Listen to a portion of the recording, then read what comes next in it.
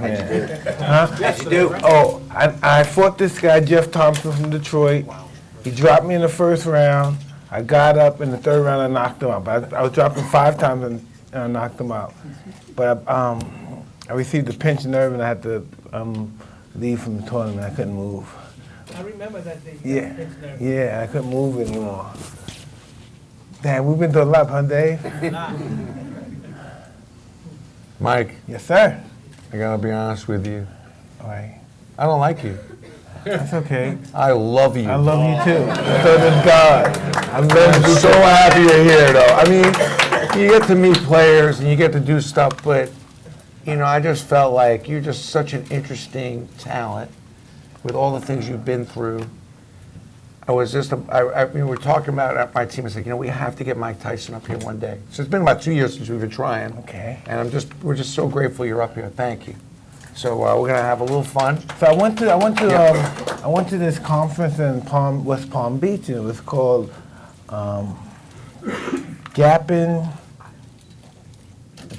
Closing the Gap. It's about distributing the wealth, you know, closing the gap in wealth and there was some interesting scenarios there because they were showing robots, and the robots was making cars, and you know, a representative from Tesla was there because they were making the Tesla car, and they showed a whole bunch of robots cleaning the house, and my friend, a really extremely wealthy guy, and he said, "Look, Mike, we gotta stop this.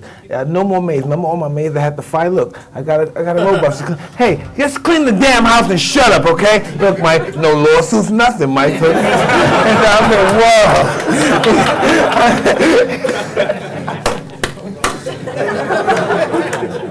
And I'm looking, I'm saying, "Holy moly!" You know, the Koch brothers are there. You know, they're very famous for their conservatism.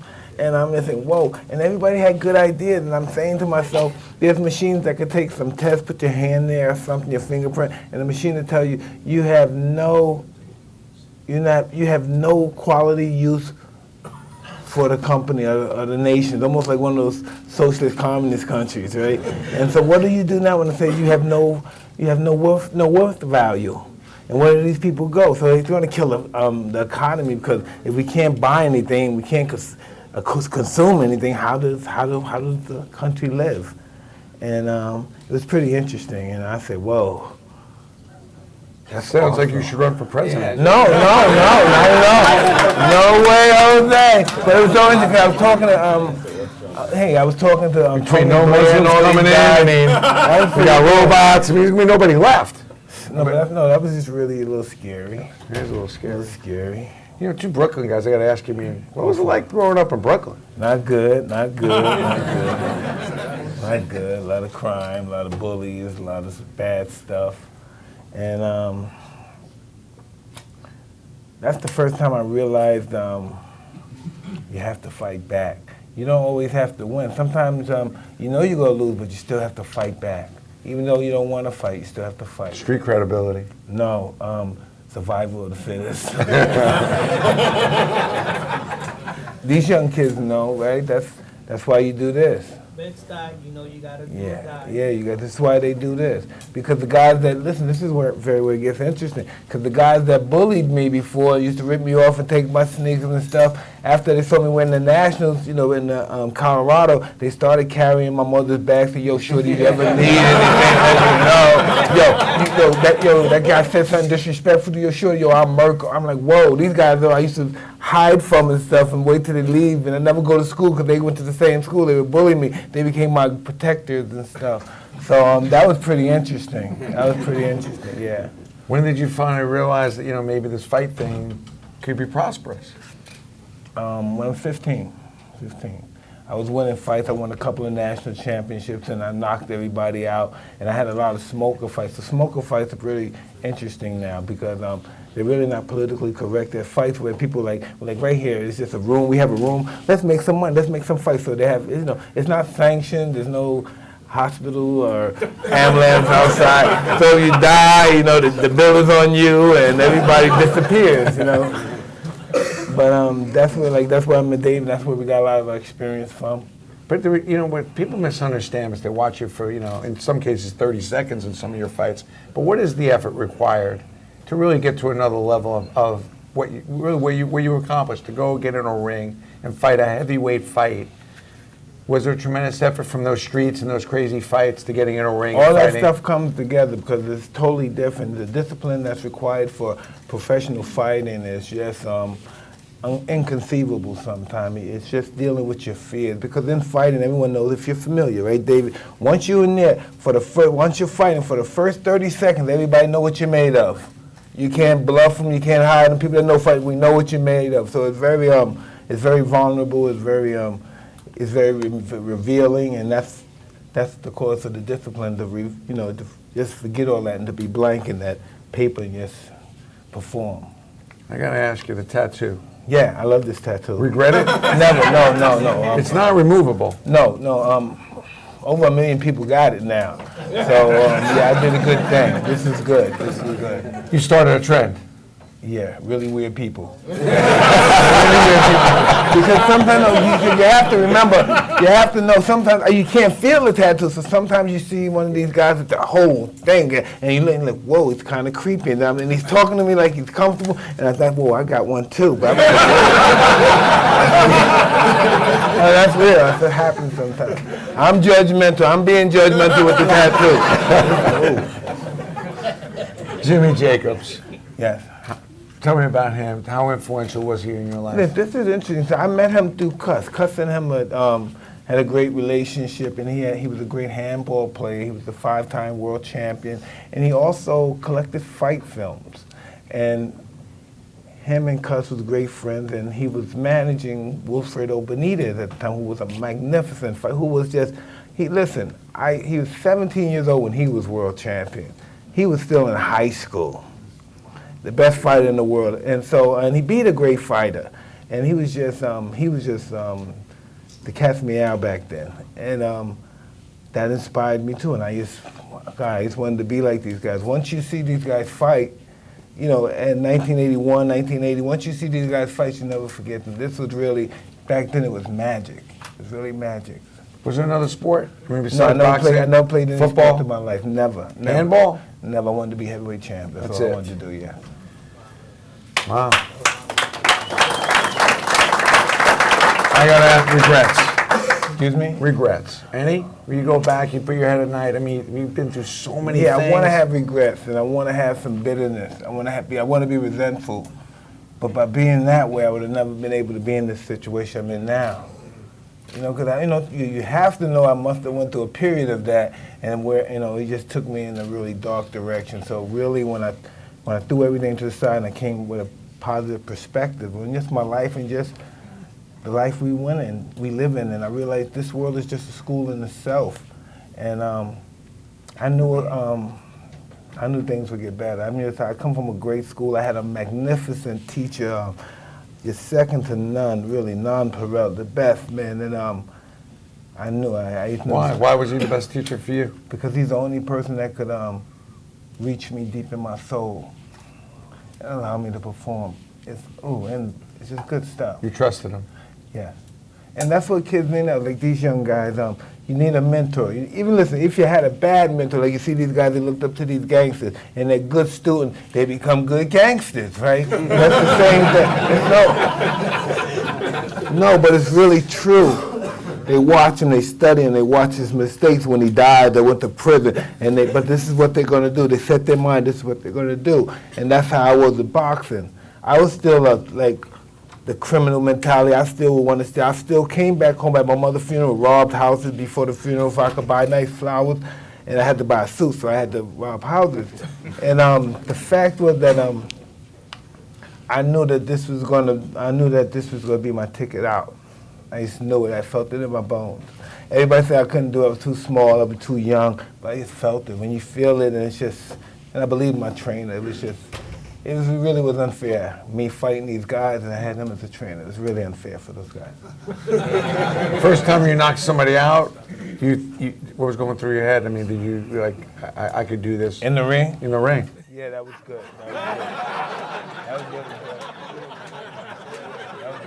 Surprised that those first couple years things were coming so easy, or you were expecting it? it was No, I used to what it was meant expect to be. everything to be good.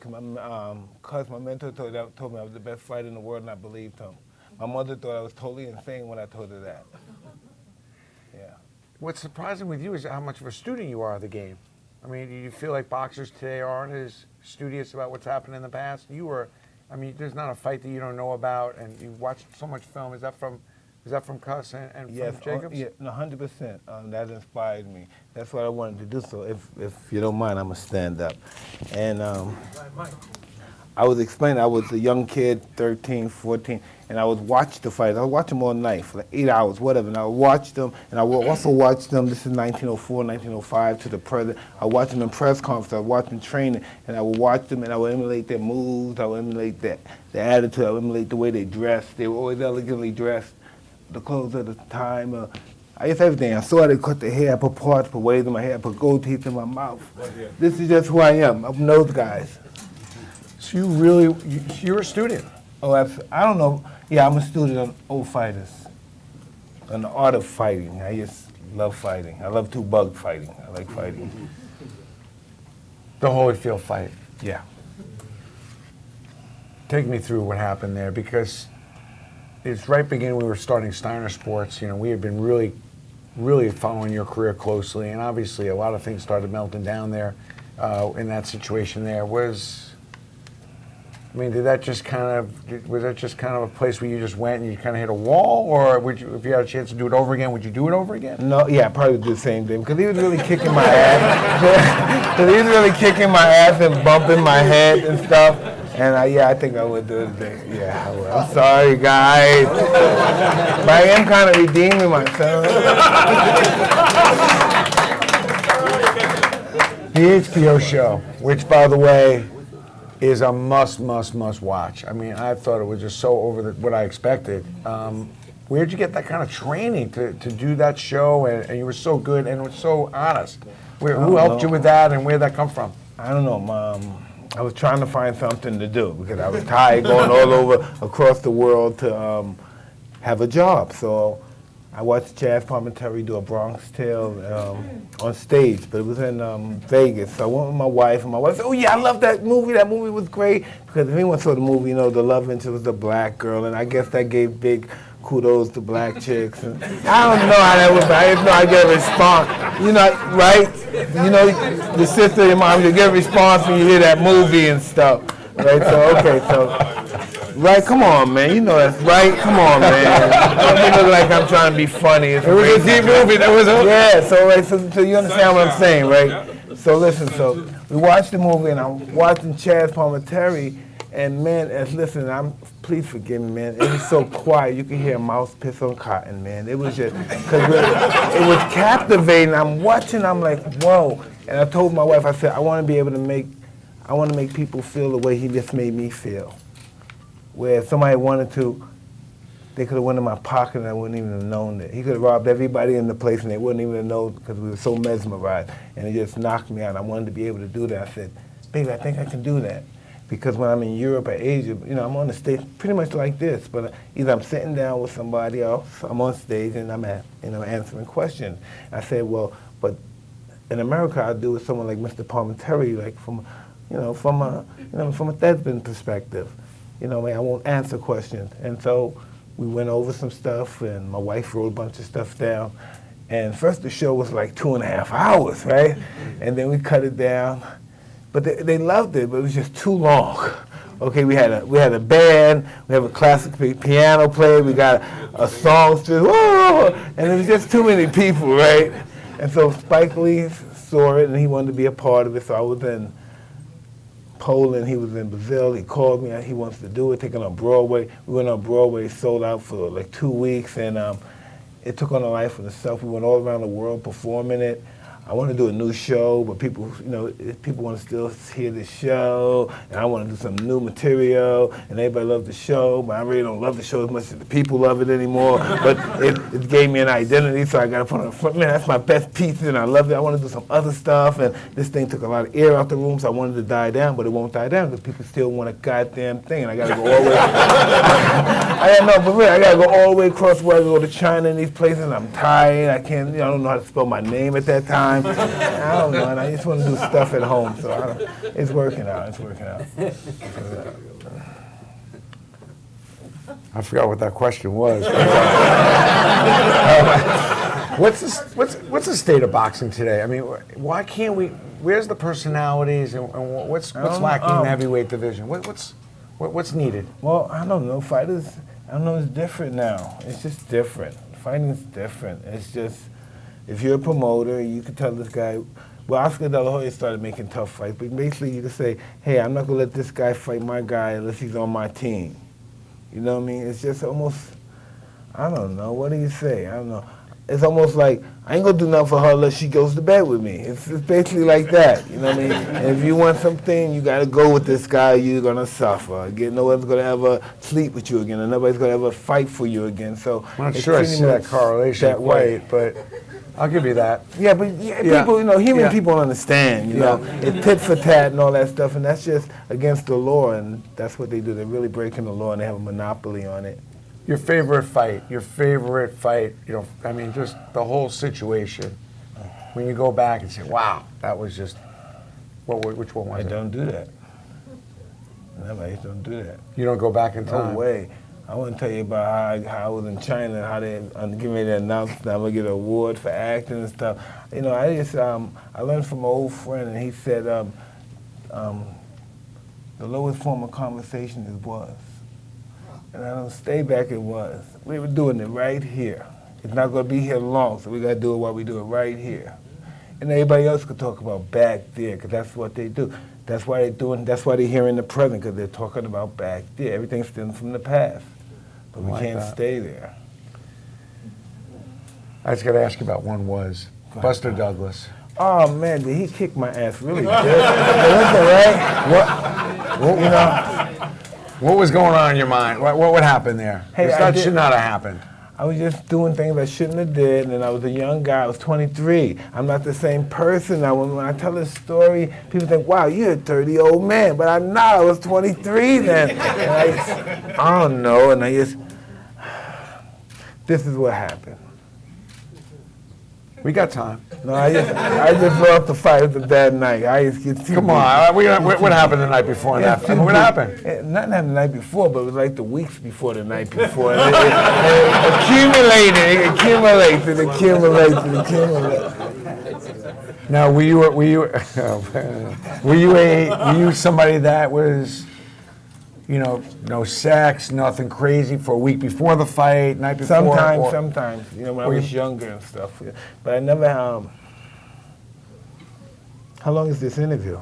I mean, we got Snickers bars, Well, we're not gonna do that, but, 'cause I gotta go home to my kids, but I was, when I was a young kid, I wasn't really experienced with women and stuff, because I only wanted to fight.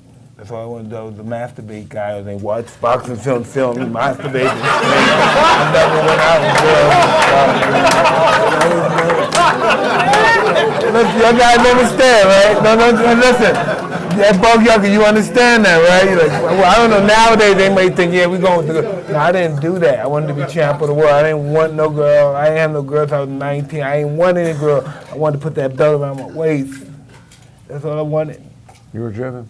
Yeah. Talk to me about being a dad, and we're going to go open up some questions. But what does it mean to be a dad these days? Because you're now a father, and you're parenting, and what's that like? I'm totally out of my league. I mean, it's really, man. This is really some stuff. That's why Enjoying it? now, yes. But it's Well, not. I have a relationship with my children now. You know, when I was the, I don't know, baddest man on the planet, the heavyweight, whatever you guys called me back then, I was just self-absorbed. This is about me. I'm not gonna live long. I'm gonna screw everything, drink everything, smoke everything, buy everything, and that's just how my mentality was. And I had just came out of prison too, so I'm thinking anything could happen, and I think I went crazy a little bit. You know. But now crazy. you're able to kind of, can you balance that with your kids? And Oh, absolutely. But I'm still crazy because my kids drove me crazy again. And that's the whole thing about it. Then when I have kids, listen, this is interesting. I have my oldest daughter is 27, my youngest is 4. Wow. And 7 of them, right? But One of them's pretty conservative. The rest of them is two of them pretty conservative. The rest of them are dead-blooded liberals talking crap. I can't call nobody a midget. Don't use that word in front of me. And before, the old Mike would said something like this. This is why I have better life skills. The old Mike would have said, well, listen, the only reason I sent you to this bourgeois uppity school was so you can get an education, not so you could tell me what to do, all right? If you want to still go into school, you better be nice to me, but I don't say that no more, because when you say that, you don't see them no more. They don't come around no more. And I want them to come around, so I let them tell me what to say and what to do. And if I ask them to do something, they say, no, I don't think so, not today, Dad. I say, I love you, I hug you. And I still give them their money and stuff, because I want them around me. They beat me now. I thought I won when they were babies, and I'm telling them, you better get the hell off. Get off my face. I don't give a damn. I give you this money. I used to throw money at my problem. You don't got that money no more. You got to deal with life on life terms. When you don't got all that money no more, everything else that happens to these people, now you have to deal with it too. And now you're not used to dealing with it because you thought you were all up here, but boom. Then that's when life hits you real fast. Yes, sir. No, ma'am. Yes, ma'am. Thank you. Yes, ma'am. No. Yes. Become humble real quick. Would you say you're humble now? I don't know if I'm humble. I don't know if humans are meant to be humble, but I know what not to say. I know what not to say. What's important to you? I mean, when you get down to the core of it, what is it that I'd like everybody here to leave with something? I really didn't know. I didn't know that about Mike. What's important to you these days? What gets you excited when you wake up in the morning? It's my children is positive, and even though they're my children, they're not like me, which is good. Because that's why I took the punches, so they wouldn't have to take the punches, so they wouldn't have to be like me. So my kids think I'm an odd kind of dad. They really think I'm odd because they go to these what's the hip NYU, Drexel, Georgetown, all these American, they go to all these schools. So so you have to know in some areas they're more polished than I am. So at times on holidays and time like this, matter of fact, I may send calls and send presents with lots of money for the kids. And they do say thank you, but when they say thank you, they say, Dad, this is not how you spell my name. Not today, but Valentine's is fucked up too, okay? I know you would laugh, but it's real. That's when you laugh at the truth. They say, Dad, this is not how you do it. I know you know how to spell my name. See, they push it in my face. And they said, Dad, you didn't go to school. What grade? Not that I didn't go. But are you driving your kids to school? Are you at a parent-teacher conference? Yes, I've been to a couple of those. I can't imagine a teacher complaining to you. Father and daughter dances and stuff. Listen, man. I could barely spell cat and dog. These guys got physics. That's what the physics, right? Yeah. Physics teacher. See, I'm fucked up with the S and the T. The S and T, it messes me up. So, it does, really. It messes me up. So they got these guys for their tutors and stuff, so that's why they think they're better than me a little. They see that little. These guys think they're a little better than their dad because they can spell and read and use the words.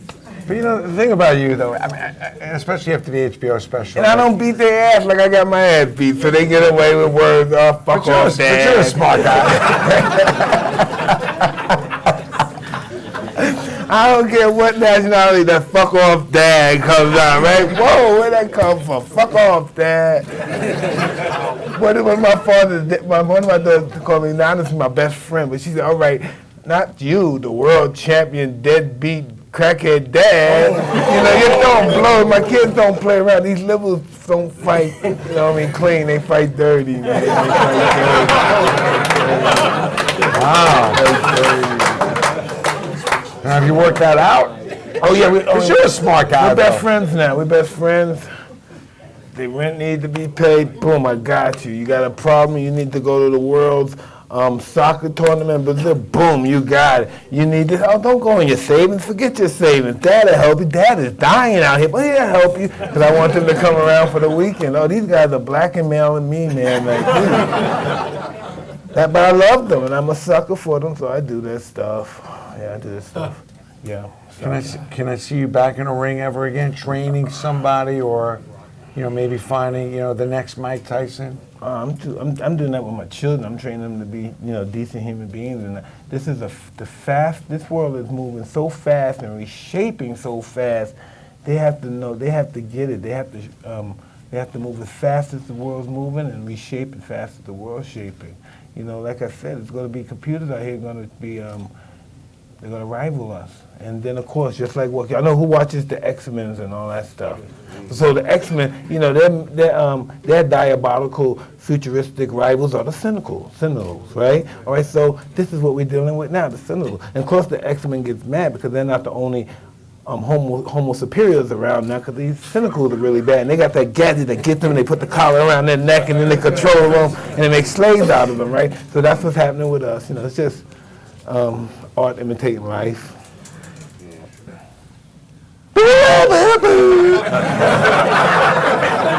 The boxing thing didn't work out.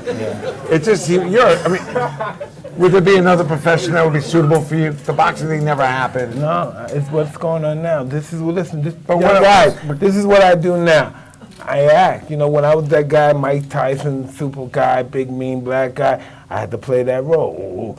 Now I'm the actor. I'm whoever I want to be. I could be a 10-year-old white girl with blonde eyes. not playing blue hair. So it's gonna be all right. Are you loving the movies with Hangover? Hanging out. I like doing them. all day, right? You love that? The comedies and the dramas are great, but man, the action, I might as well be boxing again. You're hurt, you're breaking bones, and they say, this is what you are, Mr. Tyson, you do action figure, and I say, let's do drama. I want to do drama. It's pain. What's next for you? Sky's the limit, Tell me something that we don't know. Anything, I don't know. I got bit machines. What's a Bitcoin? The bit machines and stuff. They're trying to hide your money so you can hide your money when you buy my Bitcoin. And so, I'm a cartoon character now. I got the cartoon character. I broke the records on the cartoon characters now. I'm a cartoon character. At least we haven't been forgotten. Some people are better off forgotten. They just better chill on out, Mike. But does it surprise you that you have such a big fan base? Honestly, a lot of players and a lot of celebrities and former players are forgotten. Does it surprise you how popular you really are? You realize how popular you still are? Surprise you? I know this. All of this is the majority of this stuff, and I used to then believe, I think I'm the best. It's all about luck. A lot of people don't believe in luck. This stuff is about luck. You don't always make it to the top because you're the best. You don't always make it to the top because you work the hardest. But there's always a bigger percentage that you will be on the top if you're the smartest. And I'm not diadactyl or I'm erudite or anything, but whatever I do, I'm smarter than everybody, and that's the only reason I'm the best. Not because I'm bigger or stronger, because I'm smarter. Are you happy? Would you consider yourself happy at this particular point in time? What's your definition of happiness? Comfortable in your own skin, happy with what you have and who the people are that you care about the most are around you. I have to be happy in my skin because I live with secrets. It's very difficult to be happy within your skin if you don't have secrets. Anybody can say what they want, but that's just the truth. That's why we have secrets. Secrets is a form of protection. That's our shield. And you shouldn't want to invade them. But if you want to call me happy, I think I am happy. I'm happy now. Watch, look. Ha ha ha ha ha. Ha ha ha ha ha. I am happy.